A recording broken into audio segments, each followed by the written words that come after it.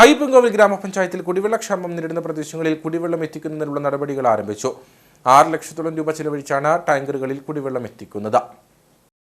വേനൽ ശക്തമായതോടെ അയ്യപ്പൻകോവിൽ പഞ്ചായത്തിന്റെ വിവിധ മേഖലകളിൽ കുടിവെള്ളക്ഷാമം രൂക്ഷമാണ്. ഈ സാഹചര്യത്തിലാണ് കളക്ടറുടെ പ്രത്യേക ഉത്തരവിനെ തുടർന്ന് പഞ്ചായത്തിലെ ഓരോ വാർഡുകളിലും ടാങ്കറുകളിൽ കുടിവെള്ളം എത്തിക്കുന്നത്.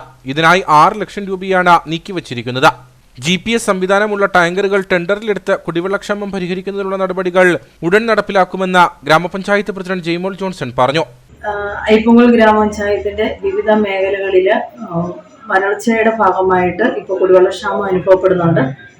അതിന്റെ ഭാഗമായിട്ട് കഴിഞ്ഞ ദിവസം കളക്ടറിന്റെ ഉത്തരവ് വരികയും എല്ലാ വാർഡുകളിലും കുടിവെള്ളക്ഷാമം അനുഭവപ്പെടുന്ന എല്ലാ വാർഡുകളിലും കുടിവെള്ളം എത്തിച്ചു നൽകുന്നതിന് വേണ്ടിയിട്ട് ഓൺ ഫണ്ടിൽ നിന്നും 6 ലക്ഷം രൂപ വിനിയോഗിക്കുന്നതിനുള്ള ഉത്തരവ് വന്നിട്ടുണ്ട്. അതിന്റെ അടിസ്ഥാനത്തിൽ പഞ്ചായത്ത് ഭരണസമിതി കമ്മിറ്റി കൂടുകയും അടുത്ത ദിവസം തന്നെ GPS ഘടിപ്പിച്ച വാഹന ടെൻഡർ വിളിച്ചുകൊണ്ട് വെള്ളത്തിന്റെ പരിശോധനയൊക്കെ നടത്തിയതിനു ശേഷം എല്ലാ കുടിവെള്ളം വേണ്ട വാർഡുകളിൽ എത്തിച്ചു കൊടുക്കുന്നതിനുള്ള നടപടികൾ സ്വീകരിച്ചിട്ടുണ്ട്.